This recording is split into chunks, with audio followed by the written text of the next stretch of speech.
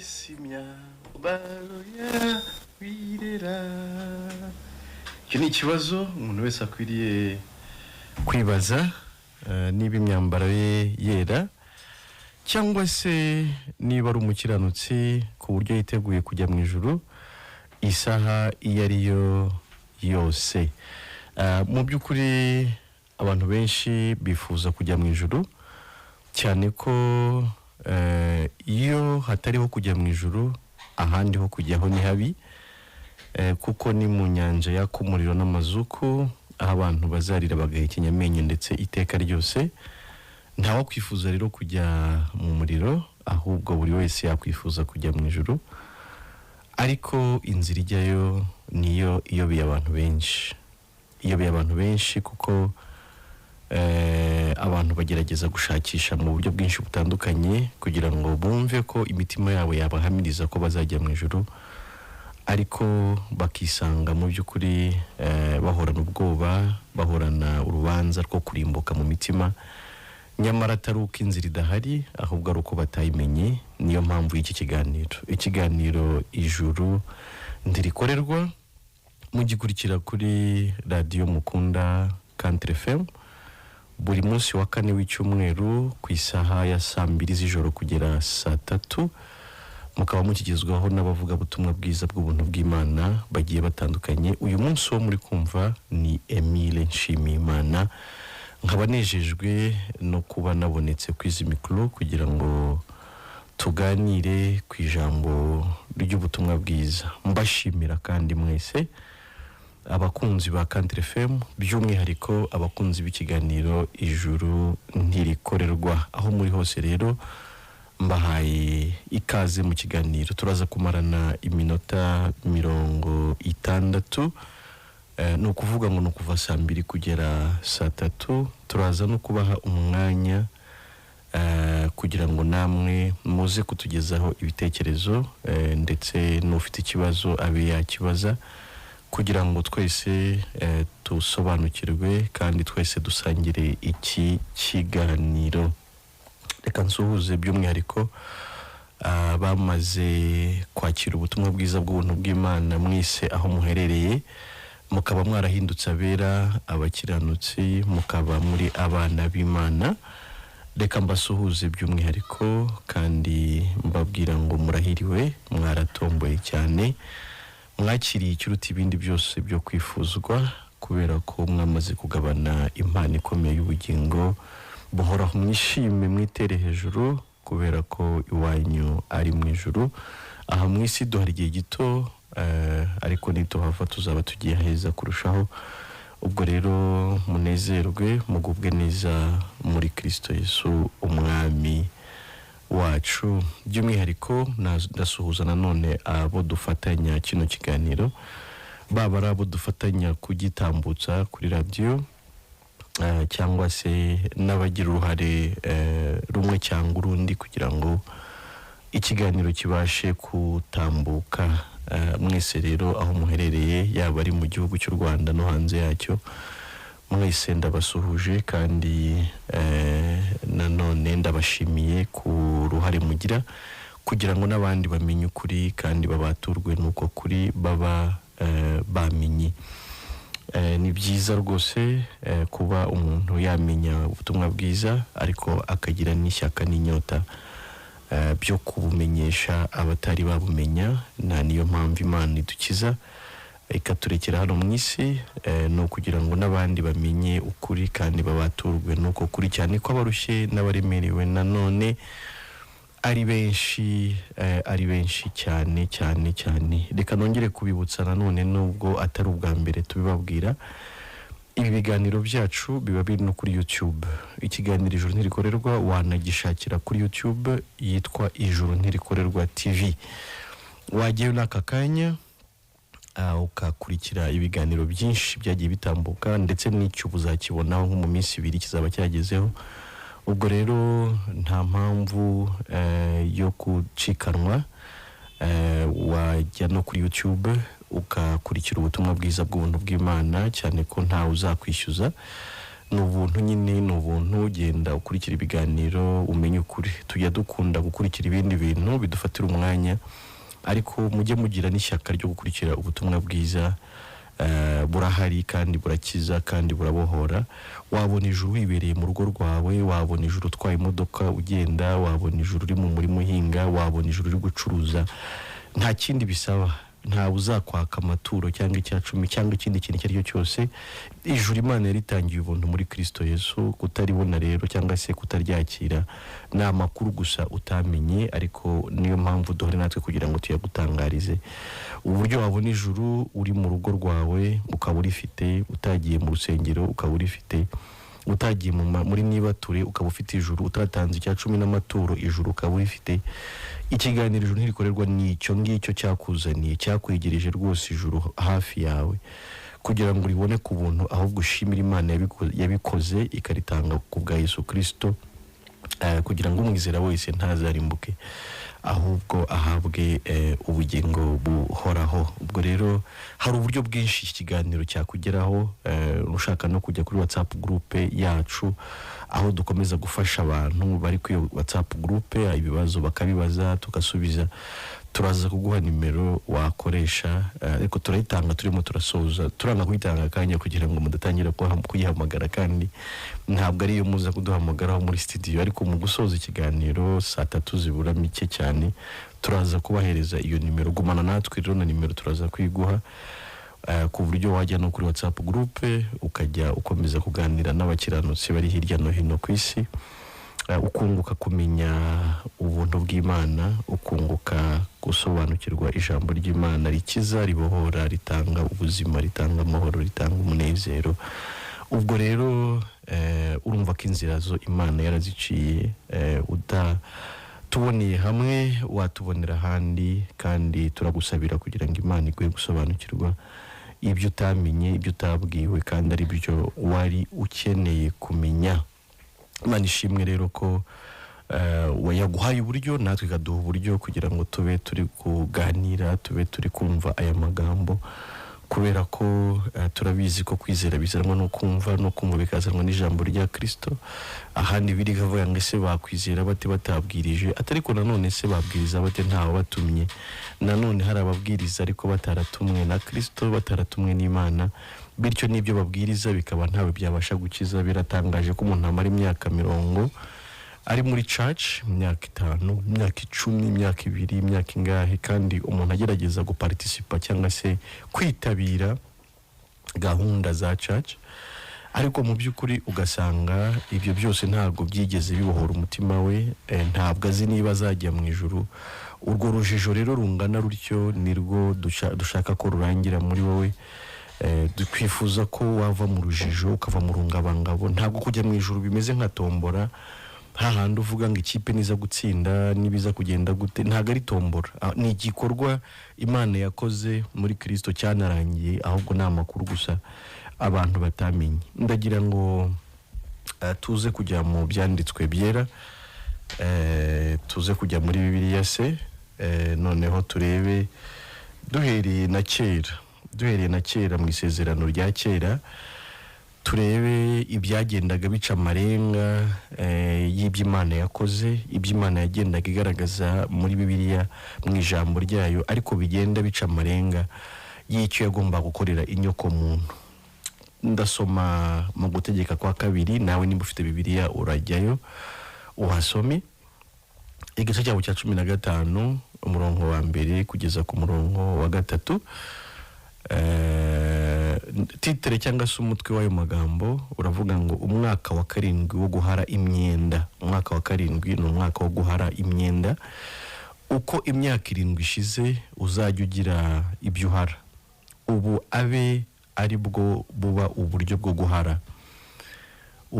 Umwishyuza wese aharire mugenzi we icyo yamugurije, ntazakishyuze mugenzi we na mwene wabo, kuko guhara kwategetswe n'Uwiteka kwaranzwe. Wemererwa kwishyuza umunyamahanga, ariko icyawe cyose gifitwe na mwene wanyu uzakimuharire. Imana ishimwe cyane. Ibi biri mu mategeko Imana yahaye Abisirayeli niyo mpamvu n'igitabo turi gusomamo cyitwa Gutegeka kwa kabiri. So urumva rero ni mu mategeko. Hari ahantu tujya dusoma mu Baroma 3:21 kugeza nko kuri 24, ni amagambo avuga ngo ariko noneho hariho gukiranuka kw'Imana kwahishuwe kudaheshwa n'amategeko, nubwo amategeko n'ibyahanuwe ari byo biguhamya, ngo niko gukiranuka kw'Imana abizeye bose baheshwa no kwizera Yesu Kristo ari nta tandukaniro, kuko bose bakoze ibyaha ntibashyikira ubwiza bw'Imana, ahubwo batsindishirizwa n'ubuntu bw'Imana ibibahereye ubusa kubwo gucungurwa kubonerwa muri Yesu Kristo. Imana ishimwe cyane. Ariko nendaga kuvuga ngo ni ugukiranuka kudaheshwa n'amategeko, nubwo amategeko n'ibyahanuwe ari byo biguhamya. Ako kantu karimo gukiranuka Imana ishaka ku muntu, no gukiranuka kudaheshwa n'amategeko, no gukiranuka umuntu ataheshwa nuko yubahirije amategeko y'Imana, uwo nta n'uwayashobora, nta n'uwashobora amategeko y'Imana. No gukiranuka kudaheshwa n'amategeko, ngo ariko ngo nubwo amategeko n'ibyahanuwe ari byo biguhamya. Ça veut dire que amategeko n'iby'abahanuzi bahanuye bihamya uko gukiranuka. Noneho rero hano mu mategeko turi kubonamo ikintu gikomeye cyane. Bari kuvuga ngo uko imyaka 7 ishize uzajya ugira ibyo uhara. Ni ukuvuga ngo ubu abe ari bwo buryo bwo guhara. Umwishyuza wese aharire mugenzi we icyo yamugurije. Ni ukuvuga ngo niba hari umuntu wagize icyo uguriza wa mwaka wa 7 ukagera atari yabona ubwishyu ngo akwishyure, ugomba kukimuharira. Nicyo byari bivuze, ugomba kukimuharira. Barangaga uko guhara, bakaranga ko umwaka wa 7 wageze. Umwaka wa 7 waberagamo n'ibindi bintu, si cyo gihe cyo kubisobanura, kuraza igihugu ihinga abantu bakarya kimeza. Ibyo bintu byose ntabwo turi bubiri, kubohora imbohe cyangwa se abacakara bakarekurwa ntacyo bicunguje, ntabwo ndi bubijyemo nabyo, kandi biganisha ku icyo ndimo ndavuga. Ariko si byo nshaka kuvuga cyane ibyo ngibyo, ndashaka kuvuga cyane ku guhara nyine. Barangaga ko umwaka wa 7 wo guhara wageze, gutanga itangazo se mu yandi magambo, bakamenyesha abantu ko wa mwaka bagomba guharira bagenzi babo imyenda wageze. Noneho rero umugenzi wawe warukubereyemo umwenda wese ukawumuharira ntacyo yicunguje, ntacyo atanze, kubera gusa ko guhara kwategetswe n'Uwiteka kwageze. Ibyo bintu kuki Imana yabishyize mu mategeko yayo ikanabitegeka Abisirayeli, nta gushidikanya ko byari bifite icyo bigenura. Byari bifite icyo bigenura, byagenuraga ko hari igihe Imana nayo izaharira abantu imyenda yabo. Tujya tubiririmba ngo yanyishyuriye ya myenda yose, yambabariye ibyaha atuma nerade. Wari Yesu turimo turavuga. Mu by'ukuri rero Imana nayo yari ifite igihe izaharira abantu imyenda yabo. Yari ifite igihe izaharira abantu imyenda yabo. Abantu twese twari tubereyemo Imana umwenda, Imana ikaduharira. Ese nuwuhe mwenda twari tubereyemo Imana? Twese twakoze ibyaha ntitwashyikira ubwiza bw'Imana. Twarabo kurimbuka rero, twarabo gucirwaho iteka tukajya mu nyanja y'akumuriro n'amazuku. Twari mu rubanza rw'icyaha ndetse turakatiwe kurimbuka. Icyo ni ikibazo abantu bose bafite, kandi inzira abantu bajya bashaka kunyuramo yo kugerageza gukiranuka ku Mana bigize beza mu byo bakora, mu bikorwa byabo byiza, ntabwo ishoboka nyine. Ntabwo ishoboka kubera ko umuntu wese avukana kamere y'icyaha. Iyo kamere ntimwemerera gukiranuka uko wabigenza kose. Uragerageza nyine, kugerageza sava, nta muntu byanze, ugerageza kuba umuntu mwiza, inyangamugayo, umuntu w'imfura, umuntu ufasha abandi, umuganwa. Iryo jambo nkunda kurivuga cyane. Umuntu akwiriye kuba aganwa n'abantu kubw'ibyiza bakorera. Turi muri sosiyete iradukeneye kandi buri wese iramukeneye. So twese rero dukwiye kuba turi abantu baganwa, turi abantu bafasha abandi, abajyanama, abakozi beza mu kazi. Bo bakozi beza barabuze, uhereza umuntu akazi akakwiba n'ibindi. So sosiyete ikeneye abantu beza muri rusange, ikeneye abantu b'imfura, abantu b'inyangamugayo, abantu bo kwizerwa, abantu bashingwa ibintu. yaba ari mu nzego bwite za leta, mubona ko hari abantu benshi bakurwa ku mirimo kubera ko bakoze amanyanga, bagize gute. Dukeneye abantu beza, generalement dukeneye abantu beza, abantu bafasha abandi, abantu umuntu uzugana, umuntu batahereza inkunga zo gufasha abakene ngo azirye, azirire, yikungahaze. Abantu beza turabakeneye, abarezi beza twoherereza abana bacu kugira ngo babarere, babahe indangagaciro, ntago waba utazifite rero ngo uzihe abandi. So dukeneye abantu beza muri rusange, indangagaciro, ibyo bintu turabikeneye byose, ariko ntago mu by'ukuri ibyo bigira uruhare mu kujya mu ijuru. Kuko niyo tuvuga ubutumwa bwiza rye abantu bibaza ati ubwo kuki mutari kubwira abantu gukora neza kugira gute? No, ibyo ni ibintu rusange tugomba kubimenya. Turabyigishwa ku ishuri, turabyigishwa muri societe, igihugu gishyiraho itorero ry'igihugu, ingando zigiye zitandukanye, kwigisha bihoraho no kugorora ndetse abatagenze neza, zose ni ingambi igihugu gishyiraho kugira ngo abantu babe neza, babane neza. Ibyo rero byose ni byiza, birakwiriye. Ahubwo ikibazo ni ugutekereza ngo ubwiza bwanjye ngewe Imana yabushingiraho kugira ngo injyane mu ijuru. Ntabwo ari byo, kubera ko muri kamere y'umuntu habamwe ibyiza n'ibibi. N'igiti umuntu yariyeho muri Edeni ni igiti kimenyekanisha icyiza n'ikibi. So ntabwo rero ibyo bigira uruhare mu kujya mu ijuru kwanjye. Oya, ni byiza muri societe, ndabikeneye, ariko ntago byampesha kujya mu ijuru.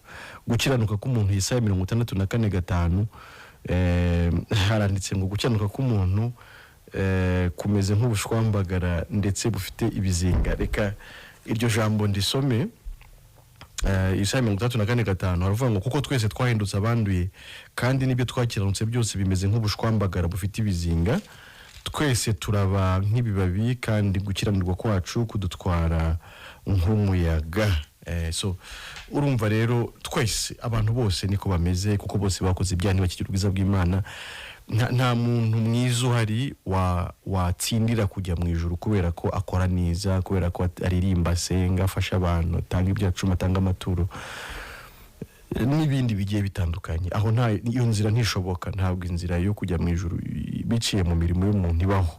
Niyo mpamvu imyaka yose uzabikora, bazabikwigisha, babigutoza ubikore n'iki, ariko nta nari uzigira wumva ko umutima wawe ukwemerera ko ukuwe mu mubiri wajya mu ijuru. Impamvu nyine nuko iyo nzira idashoboka, ntabwo ariyo nzira Imana yagennye. So twari tubereyemo Imana umwenda, rero twese twarayigomeye, twakoze ibyaha, twarabo kurimbuka, nta n'umwe usigaye, twese nta n'umwe usigaye. Ariko Imana nayo nk'uko yari yategetse Abisirayeli gutanga imbabazi mu mwaka w'imbabazi, bagaharira abandi imyenda bababereyemo, niko burya byagenuraga ahubwo ikindi kintu gikomeye cyane. Byagenuraga ko Imana ubwayo ahubwo izatubabarira. Byagenuraga ko hazabaho umwaka w'imbabazi, Imana nayo igatanga imbabazi ku bantu barabo kurimbuka, ku bantu bari bakwiye kurimbuka, Imana ikababarira. Ndumva volume igabanutse ahari, uko yari imeze imbere byari byiza. Ku bantu barabo kurimbuka, Imana ikatubabarira. Icyo rero ibyo dusoma mu byanditswe tudasobanukirwa, burya ahubwo nicyo byabaga bigenda bigenura. Arega Bibiliya yose ubundi ni umugambi w'Imana kunyoko muntu. Umuntu rero arayisoma ntabyumva, ukumva ntiwumvishemo icyakugirira umumaro, ukumvamo imitwaro ahubwo ukaremererwa. Nyamara si byo. Bibiliya ishoreye ikintu gikomeye, igaragaza mu itangiriro kuremwa k'umuntu ndetse no kuremwa kw'ibindi bintu byose, ariko nanone aho mu itangiriro hakagaragaza kugwa k'umuntu. Ariko ibintu byose byakurikiye kugwa k'umuntu bigaragaza intege nke z'umuntu. Yego, tubona mu buryo bwinshi intege nke z'umuntu, ndetse Imana inarimbura ahantu hagiye hatandukanye, Sodomu n'i Gomora, tubona imwuzuro ku gihe cya Nowa, tubona ni ikigaragaza intege nke z'umuntu n'uburyo Imana yababajwe cyane no kugwa k'umuntu, no kumera nabi k'umuntu, no rebellion cyangwa se kwigomeka k'umuntu ku Mana. Ariko kandi Imana n'ubundi kuva mu itangiriro, Imana igenda igaragaza umugambi wayo wo kuzaza kongera gutabara wa muntu no kumucungura.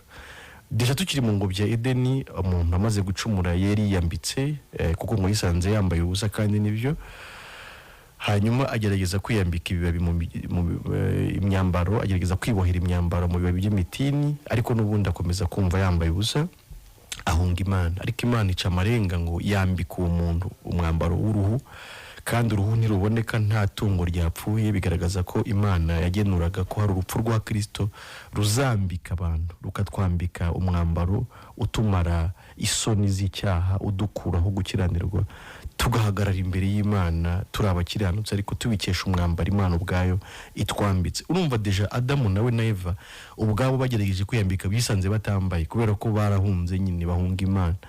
Ibintu byose umuntu akora, amasengesho menshi, gutanga ibyacumi, kwiyiriza, amaturo, nibature, butayo, n'ibindi byinshi cyane, izo ministeri karago n'ibindi, ibintu byose umuntu akora bigereranywa na bwa bushwambagara nyine twabonye, binagereranywa kandi na ya myambaro Adamu na Eva biyambitse, ariko n'ubundi bagahunga Imana.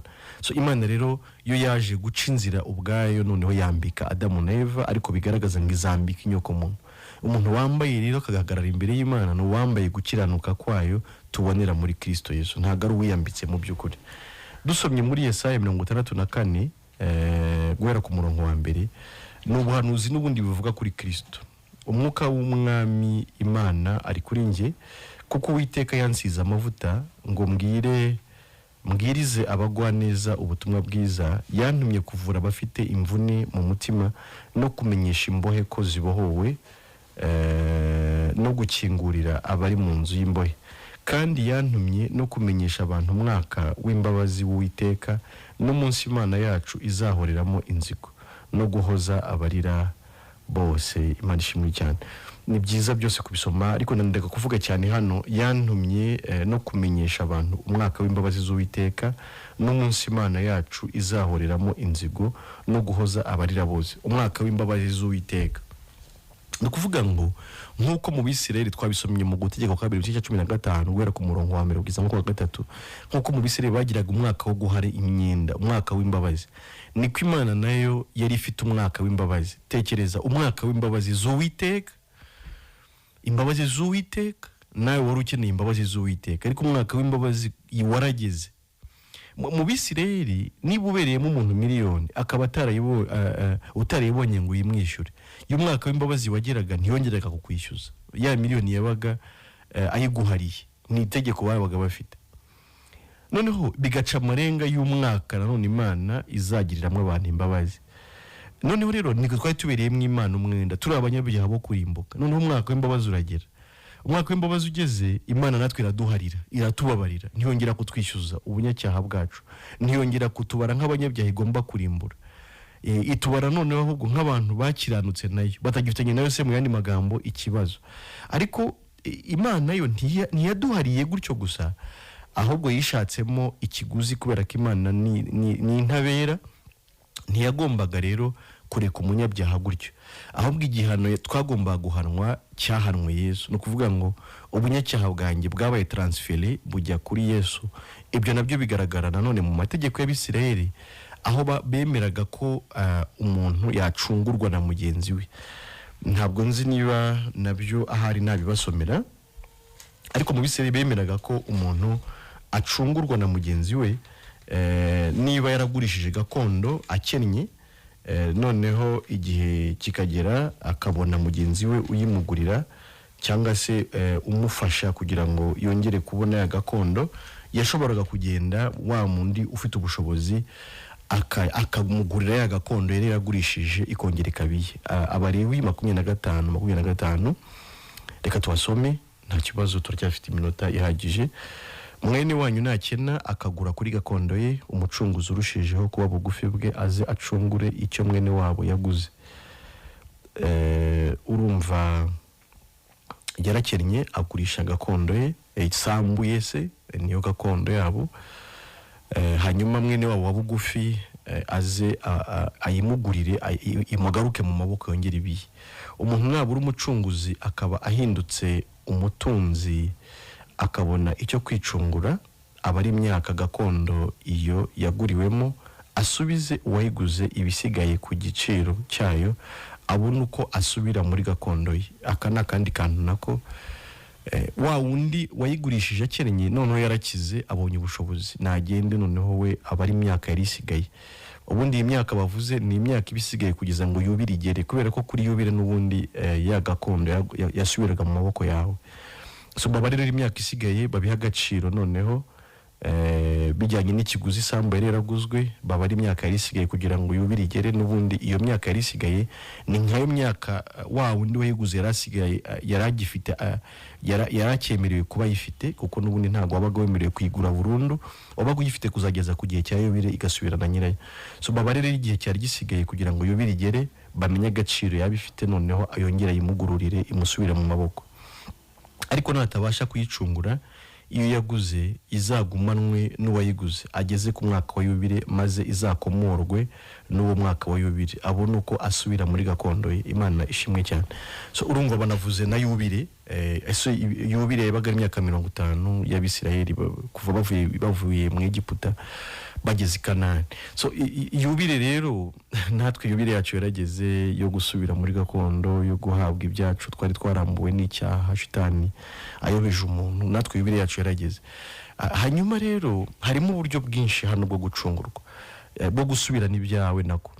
Urumva washoboraga we kuzageraho ukaba umukire ukicungura, ugashaka ubushobozi nyine ukagenda ukabutanga isandi ikakugarukira, cyangwa se bitagenda gutyo mwene wanyu wa bugufi w'umukire akagenda akayikugurira ukongera ukayisubirana, cyangwa se ugategereza yubire ikagira. So yubire yacu rero yarageze, ni Kristo Yesu. N'ubundi yubire umwaka wo kubohora abacakara, kubohora imbohe, no gusubirana ibyacu. Natwe rero twemerewe gusubira mu ijuru ku bwa Yesu, twemerewe gusubira mu ijuru kubera ko yubire yarageze. Twabonye mwene wacu wa bugufi, uwo ni Yesu. Yesu yigize umuntu kugira ngo abe mwene wacu wa bugufi, yemererwe kuducungura. Yemererwe kuducungura. Imana ishimwe. N'urukundo n'ubuntu butangaje, kubera ko mu bantu hari habuze uwabasha gukiranuka ngo bikunde. Bene wacu twari dufite bose bari abakene, n'ubu niko bameze. Kandi niyo mpamvu bivuga ngo bose bakoze ibyaha ntibashyira ubwiza bw'Imana. Ubwo nta wakwicungura ngo asubire muri gakondo cyangwa se asubire ahabwe ijuru, nta n'uwacungura mugenzi we. Ngira ngo ni Zaburi 49 bivuga ngo incungu y'ubugingo bw'umuntu cyangwa 50 gutyo ni igiciro cyinshi ngikwiriye kurekwa iteka ryose. Nta muntu rero uhari wacungura, nta n'uwakwicungura, uko abantu bose nyine n'abanyabyaha. So umuntu n'umunyabyaha mugenzi wawe, nubwo ujya ubona arabo wubaha nk'abashumba n'abandi tubona wagira ngo bo ni beza, nawe oya, nta mukiranutsi uhari mu bantu byatuma ajya mu ijuru kubera gukiranuka kwe. So nta n'uwajya mu ijuru rero bikesha uwo wundi nawe, ahubwo Yesu niwe wabashije kuboneka yambaye umubiri, ariko aboneka ari umukiranutsi kubera ko atakomotse kuri Adamu na Eva, ahubwo ni imbuto y'Umwuka Wera yinjiye muri Mariya. Hanyuma bikorerwa kugira ngo Yesu abone aho yambarira umubiri gusa, ariko n'Imana n'ubundi yambaye umubiri. So niyo mpamvu Yesu yakiranutse bigakunda, ariko yihinduye umuntu yambaye umubiri w'abantu, bityo yigize mwene wacu wa bugufi kugira ngo yemererwe kuducungura. Hanyuma rero ibyo Yesu yakoze nitwe yabikoreye. Imyaka yamaze mwiza akiranuka, burya nitwebwe ari gukiranukira kugira ngo noneho Imana izadusubize gakondo yacu. Imana izemere ko tujya mu ijuru tubikesha mwene wacu wa bugufi ari we Yesu Kristo. So niba umuntu yarashobora kugenda kubera ko ari mwene wanyu, agagura ya sambu wari waragurishije kubera ko ari wakennye, bakayigusubiza, kuki utumva ko Yesu nawe gukiranuka kwe kwahindutse ikiguzi kiguhesha kujya mu ijuru? Kuki utumva ko ubwo yakiranutse ari wabikorera wemerewe kujya mu ijuru? So twemerewe kujya mu ijuru kubera gukiranuka kwa Yesu, ntago gukiranuka kwacu. So umwaka w'imbabazi rero, nkuko twasomye ibya Yesaya abivuga, umwaka w'imbabazi warageze. Imana yaratubabariye, Imana yaratwemeye, ijuru turaryemerewe, twemerewe kurijyamo turikesha Yesu Kristo. No muri Luka ayo magambo Yesu n'ubundi yayagarutseho, n'ubundi asoma umuzingo w'igitabo, n'ubundi yagarutse ku magambo ameze gutyo, avuga nyine n'ubundi ko yaje kubwira abantu umwaka w'imbabazi. Luka 4:16 ajya i Nazareti iyo yarerewe, ku munsi w'isabato yinjira mu isinagogi nk'uko yamenyereye, arahagarara ngo asome. Bamuha igitabo cy'umuhanuzi Yesaya, arakibumbura, abona igice cyanditswemo ngo umwuka w'Uwiteka ari muri njye, nicyo cyatumye ansigira kugira ngo mbwirize abakene ubutumwa bwiza, yantumye kumenyesha imbohe ko zibohorwa, n'impumyi ko zihumuka no kubohora ibisenzegeri no kumenyesha abantu iby'umwaka umwami agiriyemo imbabazi. Imana ishimwe cyane. Yaje kumenyesha abantu iby'umwaka umwami agiriyemo imbabazi.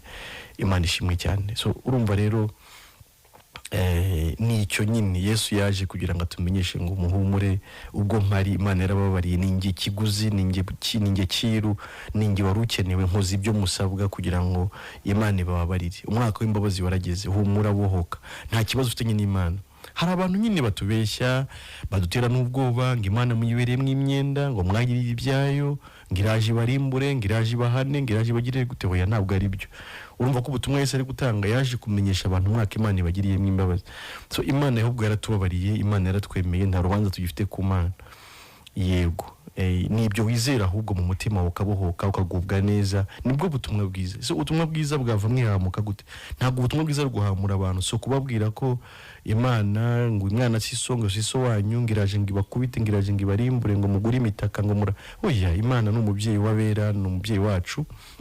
Ahubwo kujya kure yayo byatewe gusa n'icyaha cya Adamu, ariko Yesu yaje kugira ngo nanone atwegereze Imana, yongere atwunge n'Imana, tube abaragwa b'ubwami bw'Imana. So umwaka w'imbabazi warageze rero, Imana yaratubabariye, ahubwo twakira izo mbabazi, twibanire n'Imana amahoro. Biratangaje kumva ko nta rubanza ugifite ku Mana, kandi barakubwiye ko Imana wayiriye ibyayo, ko Imana uyibereyemo umwenda. Ese we wakwishyura iki Imana basi? Nta n'ikiguzi wabona.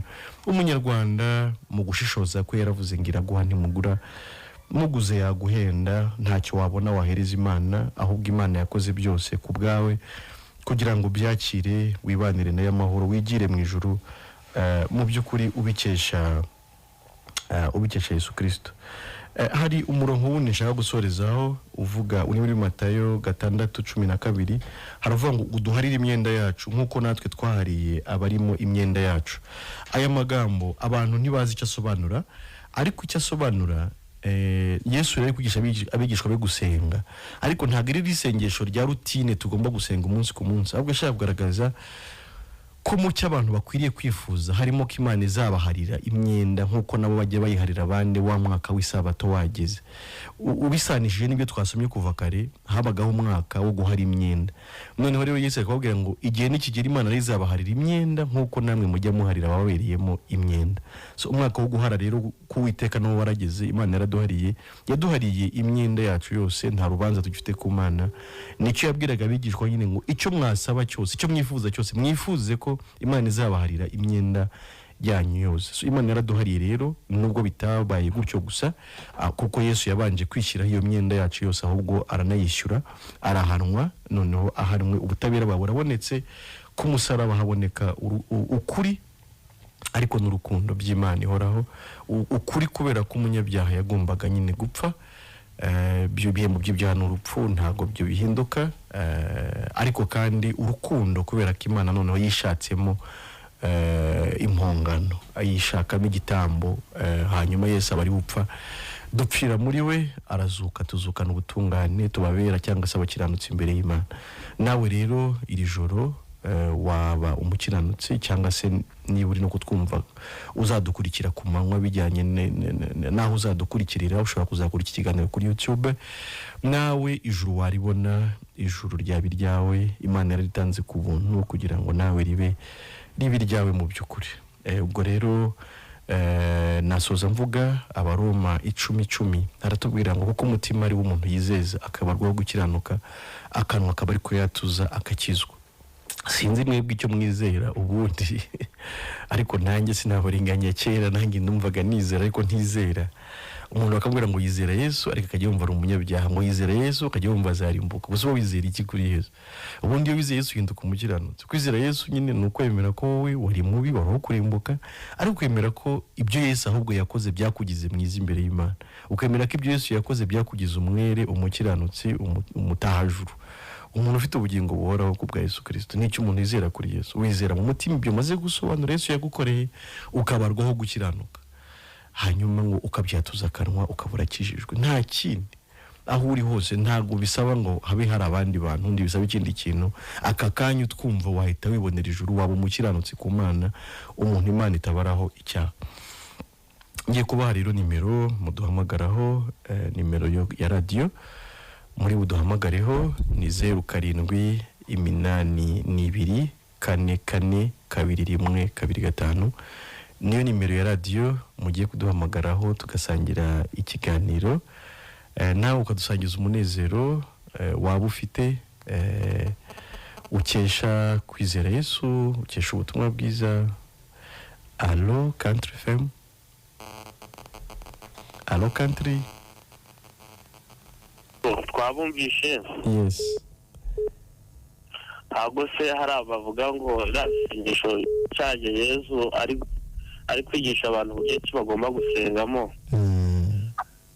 Aravuga ngo Bibiliya ivuga ngo tubabare ibicumuro byacu nkuko natwe tubabara abaducumuyeho. Hari ahantu ngo tubabare ibicumuro byacu, ni ibyo bicumuro ubwo bindi. Iryo sengesho twasobanuye icyo rivuze.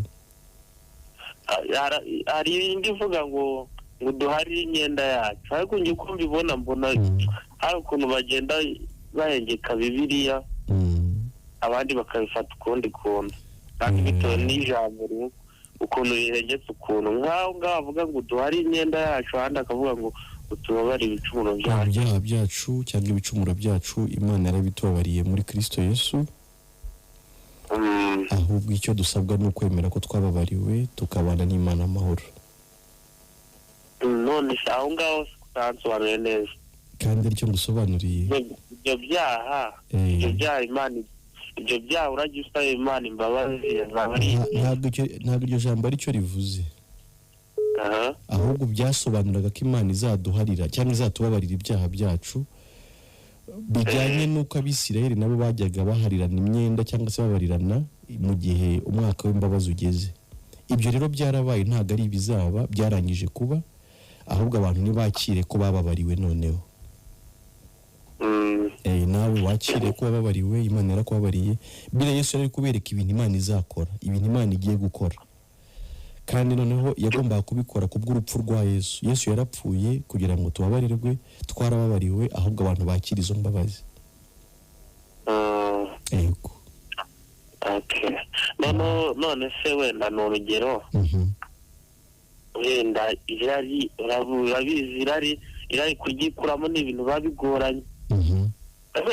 Ntabwo ari irari gusa, ibyaha ni byinshi. Ahubwo icyo umuntu agomba kumva no kumenya si ukugerageza kwikiza, nta n'icyaha we wakwikiza ngo bishoboke, ahubwo ni ukumva ko uri mubi, kandi utari mubi kubera ko wakoze iki, uri mubi kubera gusa kuvuga ko Adamu w'umunyabyaha kwanduje kamere y'icyaha. Ahubwo ubwo bubi bwo muri kamere yawe bwose nibwo Yesu yaje gupfira, nibwo Yesu yaje kuzira, kugira ngo wowe umwizere ubabarirwe, ubane n'Imana amahoro. Naho wowe ntiwakwikiza, nta n'uwakiza undi. Yesu niwe mukiza w'abari mwiza. Okay. Ushaje murakoze n'ibyo ndabazaga. Turagushimiye nawe, ugira umugoroba mwiza. Sawa. Arakoze inshuti yacu duhamagaye, n'abandi baduhamagare, ndumva rezo zimeze neza.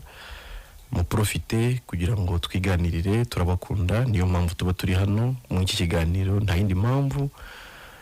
No kugira ngo tubabwire ukuri natwe twamenye, mu buhoke, mugubwe neza, mwibanire n'Imana amahoro, imitima yanyu igubwe neza. Abaroma 5:1 haravuga ngo nuko rero ubwo twatsindishijwe no kwizera, dufite amahoro ku Mana kubw'umwami wacu Yesu Kristo. So urumva rero kugira ngo umuntu abane n'Imana amahoro nuko yizera ko yatsindishirijwe na Yesu Kristo, we waje kugira ngo yishyireho ibyaha byacu, anabihanirwe, noneho natwe aduhe gukiranuka kwe, kuduheshe kujya mu ijuru. Nuko umuntu atsindishirizwa, nuko twatsindishirijwe. Nawe byizere, wibanire n'Imana amahoro, wigire mu ijuru ry'abera. Nawe uruwera, ijuru ry'abakiranutsi, nawe uri umukiranutsi. Umukiranutsi ni muntu ki? Ni umuntu Imana itabaraho icyaha, abikesha ko yizeye ko Yesu yishyizeho ibyaha by'uwo muntu byose kandi akanabizira. Ubu niwe mukiranutsi, nta bundi buryo bwo kuba umukiranutsi. Ibindi byose bakubwira ntabwo bishoboka. Nimero niyo rero twari tumaze kubabwira, ni 0782444225. Murayihamagara dusangira ikiganiro, murayihamagara twishimane. Yesu yaratsinze, Yesu yarazutse, Yesu yaradutsindiye. abantu bakunda gufana amakipe, ikipe yatsinda bakishima, batwaye igikombe, byagenze gutya, byagenze neza. Ariko se kuki tutishimira intsinzi ya Yesu? Yesu yaratsinze kandi nitwe yatsindiye, yarapfuye ariko yarazutse. Kuzuka kwe byatugize abera, igihano cyacu cyararangiye, yaraduhaniwe, twaremewe, twarejejwe, twakuwe urubanza rw'ibyaha, twagizwe abere mu rukiko rw'Imana, nta rubanza dufite. Ubwo rero nibyo umuntu yizera, akibanira n'Imana amahoro, akagubwa neza, akanezerwa amahoro, agataha mu mutima we, akabaho yarabohowe, yaratsindishirijwe, yarejejwe, yaremewe. Turabere, turabakiranutsi ku bwa Yesu, si ku bwacu ahubwo ni ku bwa Yesu. Reka twakire n'undi. Country. Turabere ku bwa Yesu, ntago ari ku bwacu, si ku bw'ibyo dukora, ni ku bw'ibyo Imana yakoze ubwayo muri Kristo Yesu. Nibyo twizera, tukagubwa neza, tukibera amahoro, tukanezerwa, tukaba mu isi tuzi neza ko iwacu ari mu ijuru. Nawe bitekereze kuba uri mu isi ufite ubugingo buhoraho, bitekereze abantu batekereza imigisha myinshi itandukanye, ariko tekereza ko waba mu isi uzi neza ko iwanyu ari mu ijuru. Tekereza ko waba mu isi uzi neza ko utazarimbuka.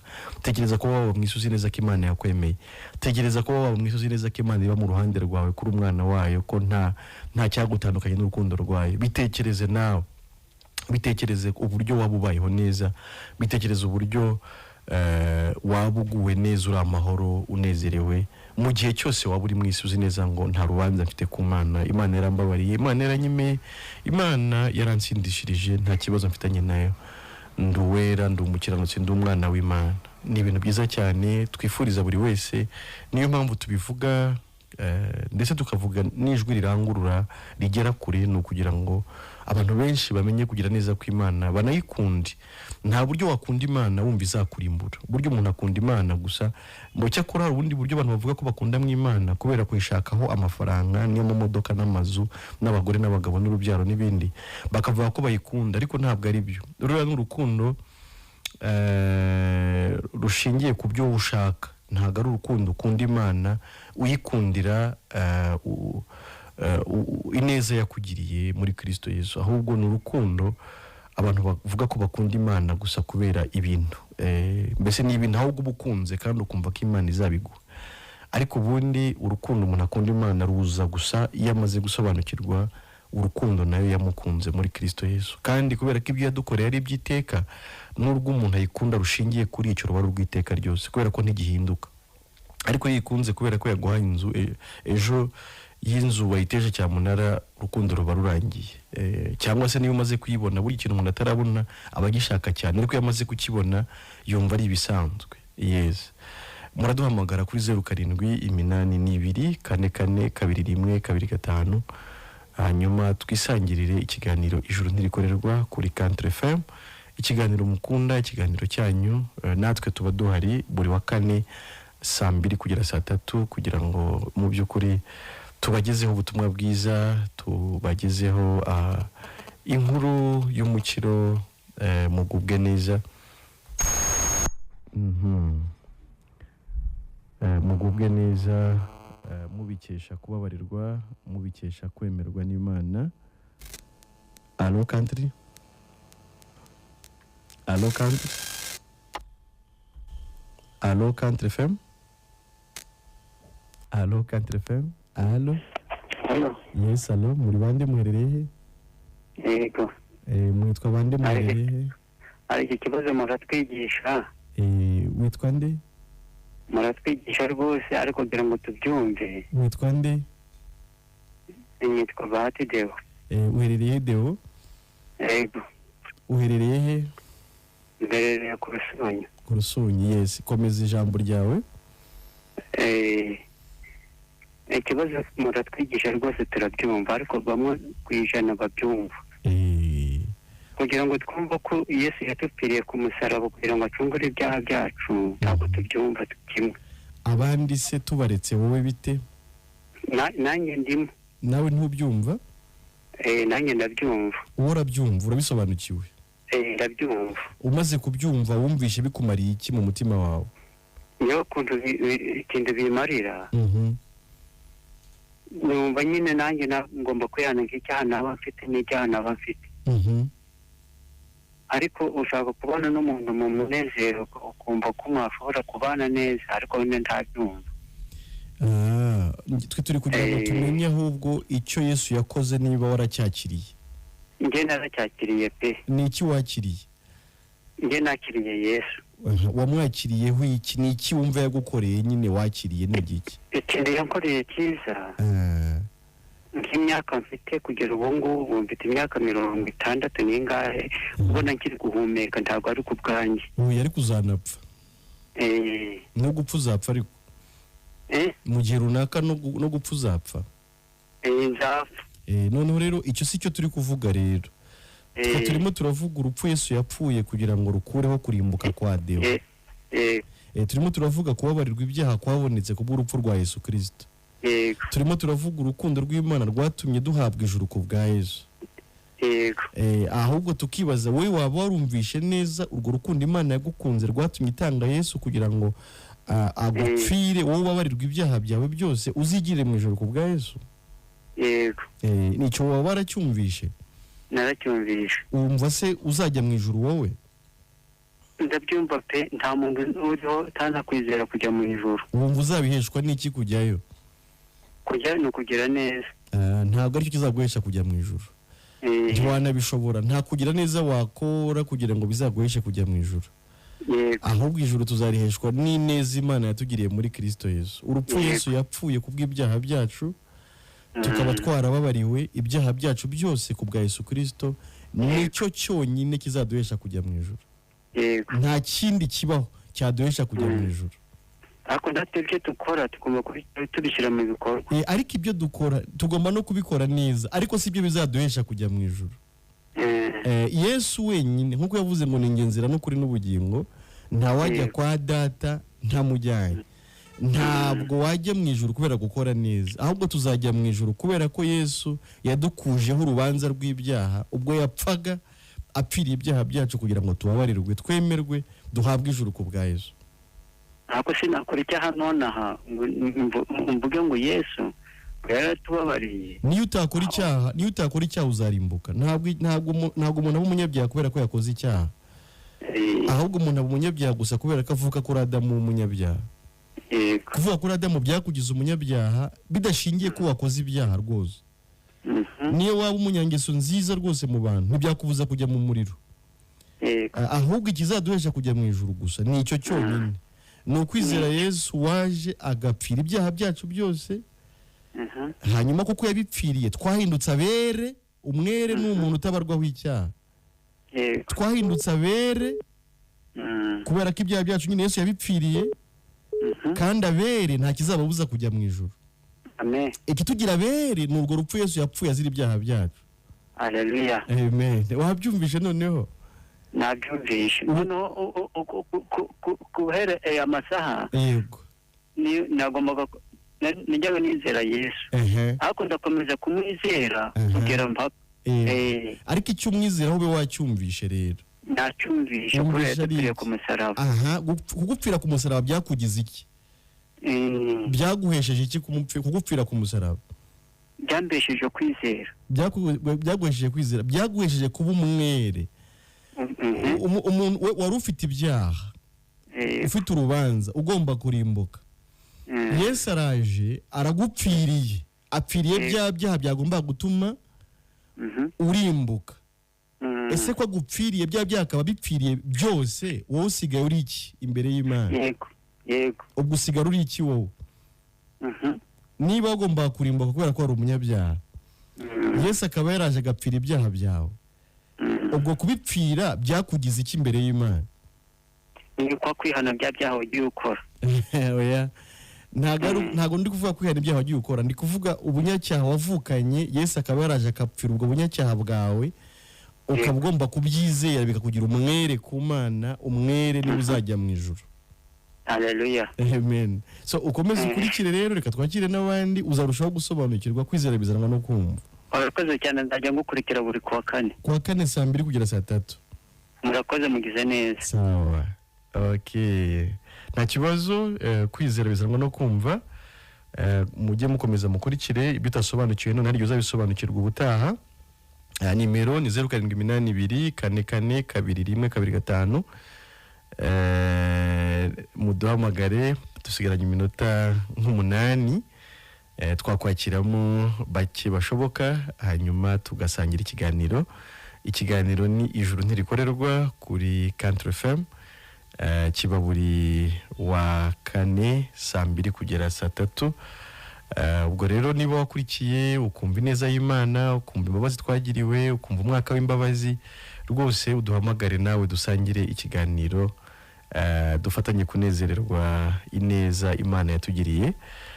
Nimero niyo ni 078244422125. Muhamagare mutubwire icyo mwakuye mu kiganiro ijuru ntirikorerwa, hanyuma mugubwe neza munezerwe. Nicyo cyatumye Yesu adupfira, kwari kugira ngo atukureho urubanza rw'ibyaha, atubohore, atugira abera, atugira abakiranutsi, atugira abaragwa b'ijuru. Ubwo rero nawe niba ibyo warabyakiriye, Imana ishimwe ku bwawe. Niba utari wabyakira kandi igihe ni iki ngiki, ndabona haje undi nawe katumwakire. Allo Country FM? Allo Country FM? Allo Country FM? Allo? Allo? Okay. Yes, mukomeze muhamagare dusigaje iminota nk'ine tubakire nk'abantu babiri cyangwa se batatu birashoboka, buri wese akoresha nk'umunota umwe. Mutubwire icyo muba mwungutse mu kiganiro. Yes, allo? Allo? Allo Country FM? Allo? Yagezeho twakwakiriye.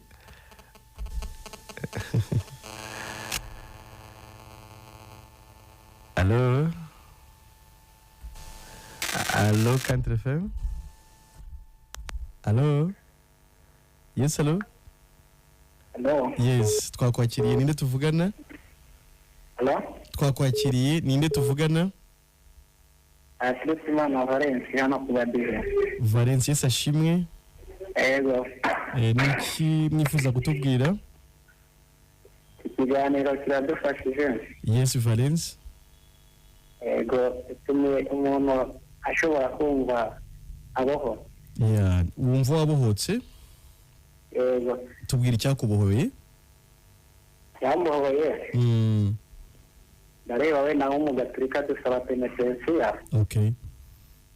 Ahandi bakavuga ati mu barokore wenda twihane.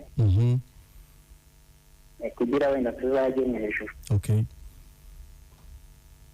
Yewe numva ko wenda umuntu ukora icyaha igikora wenda kubera wenda inkomoko ya Adamu na Eva. Yego. Wenda numva ko ku muntu kitabura. Yego. Ariko mu kwizera k'umuntu yakizera ko yacunguwe n'amaraso ya Yesu Kristo. Yego rwose. Yego Valence, wowe ibyo urabyizera? Yego.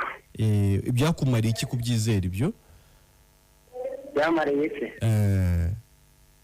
Muko numvishije nyine ko yego ijoro ridashobora gukorerwa kandi unambwije ntawabikora. Baravuga ati nta ntungane ibaho. None we wumva urifite? Ijuru we wumva urifite, wumva uzarijyamo? Numva ndifite nabyizera cyane. Uzariheshwa n'iki? Niki zatuma ujya mu ijuru wowe? Zariheshwa n'iki?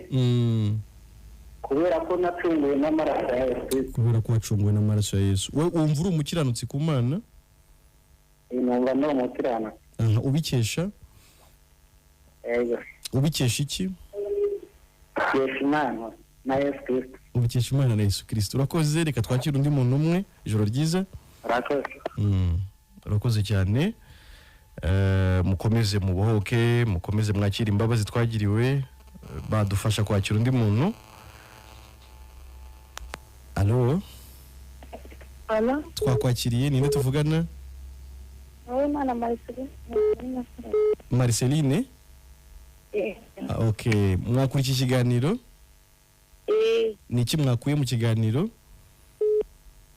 Nakuyemo kuko iyo umuntu yizeye umwami Yesu Kristo abacunguwe ibyaha bye byose. Amen. Wumva nawe uri umukiranutsi ku Mana nta cyaho kibarwaho?